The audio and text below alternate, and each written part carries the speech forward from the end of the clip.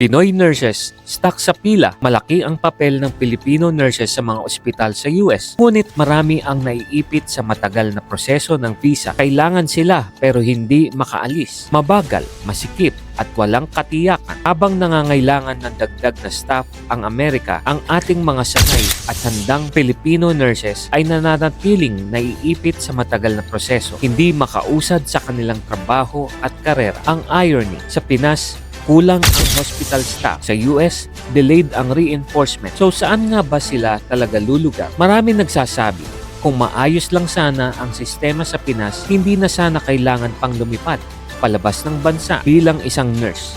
Pipiliin mo bang maghintay sa visa na tila walang hanggan o manindigan sa sariling bansa upang tulungan baguhin at paunlarin ang healthcare system na matagal nang napag-iiwanan? I-follow ang aming mga social media accounts at basahin ang iba pang makabuluhang diskurso sa diskurso.ph.